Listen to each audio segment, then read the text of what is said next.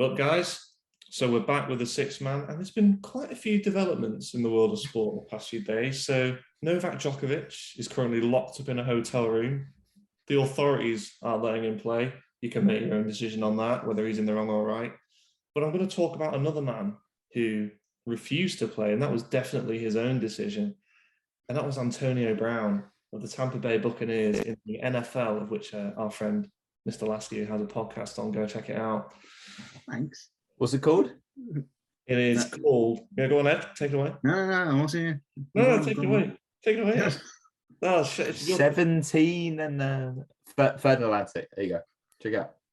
Check it out. Go check out Ed's pod. So yeah, Antonio Brown, who pretty much shot the world by storming off the field during Tampa Bay's comeback win against the New York Jets.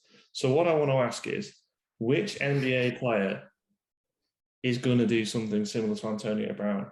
Which player can you just see it happening?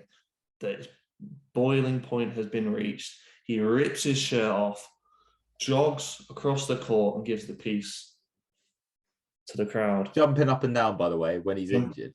Yeah, jumping up and down. And then a couple of days later, sending screenshots of messages with his coach explaining that he's injured and posting those all over Twitter, causing absolute disarray across the squad. I bet Tom Brady isn't a happy man right now. And Ed, tell him the new thing. Yeah.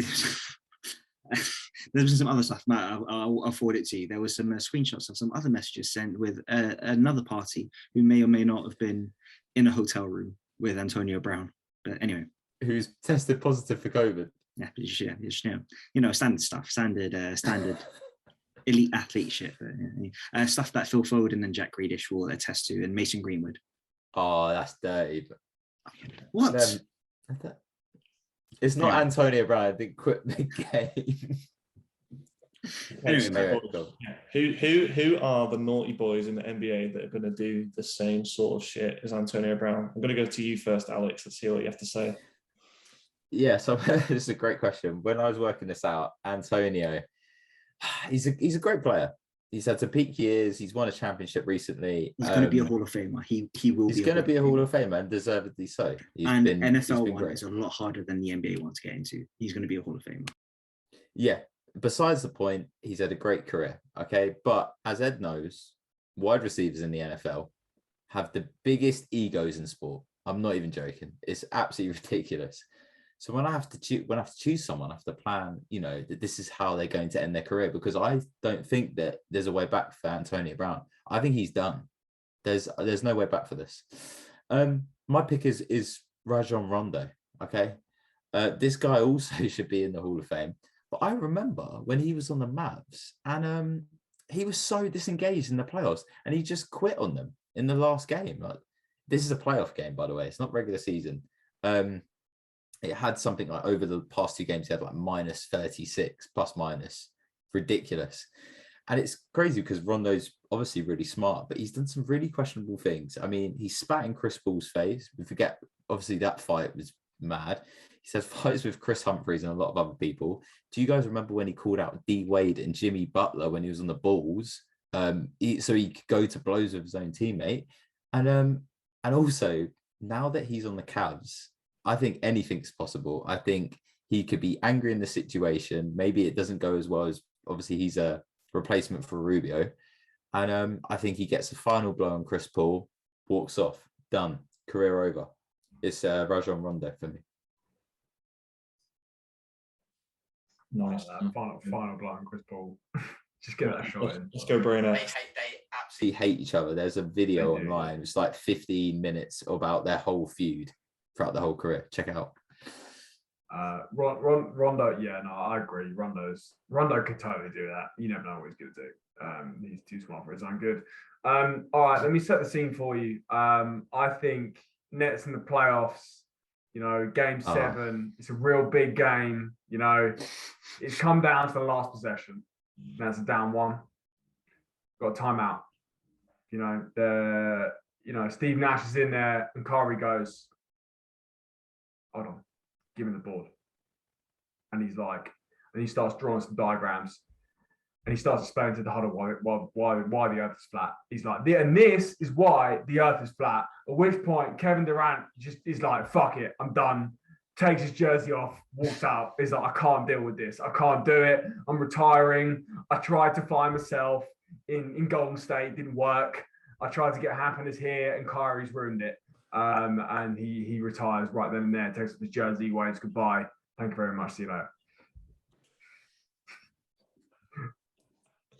You see, I like that, but I'm going the other way. I'm saying, Yeah, I thought he was going the other way. I'm saying Kyrie because I can just imagine it. Similar situation. It's like Game 7 of the NBA Finals, and then some poor NBA official has to come onto the court midway through the game and say to Kyrie that unfortunately you've been contacted as a tracer of COVID-19, and you've got to leave the court. I think he would just be like, no, I don't feel like it. See you later. Oh, Kyrie's Game 7. We need you. No, I'm good. Yeah, I mean, he's this. I mean, I was coming up with different scenarios. Thought I might bring the sage back, start saging the court again before he left. We shouldn't be doing him dirty like this. He's just come back. Yeah. We love fruition. Come on, we can't be giving him a pass on this. He's still a baller, you know. He is, but come on, man. Stop reading conspiracy theories. Get it together. You went to college. Come on. Oh, I can't wait for Ed. He's poised.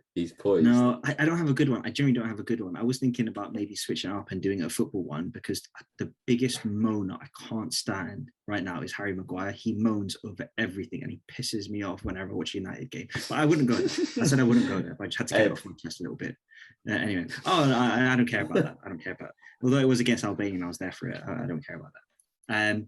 But the thing with the Antonio Brown is like, yes, as Alex said, and NFL wide receivers, they say themselves, they're the biggest divas.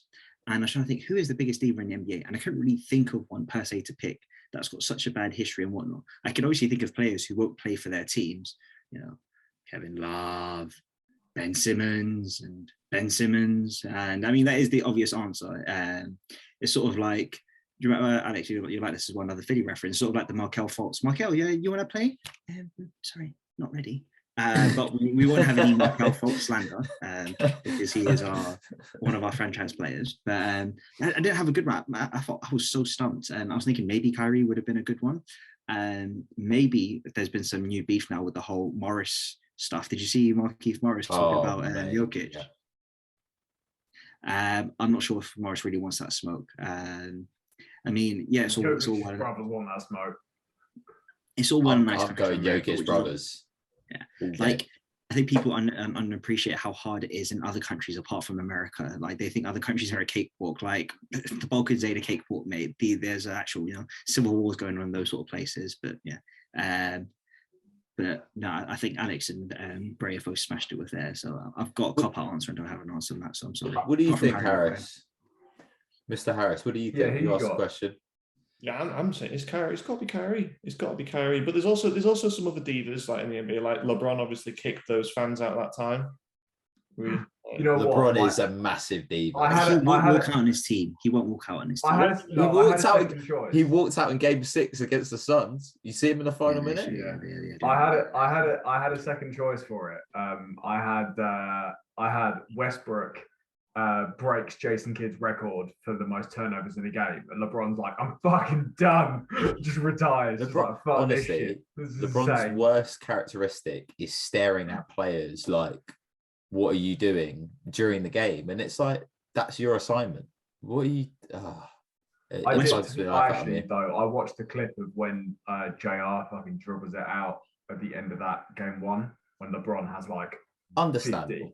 I was like, you know what? Understandable. I feel you. You can have this one's a pass. But don't tell me that he wasn't trolling the Suns doing that post up thing, and then Jay Crowder sousering. Bro, you can't take it. You got to dish out. You got to take it, man.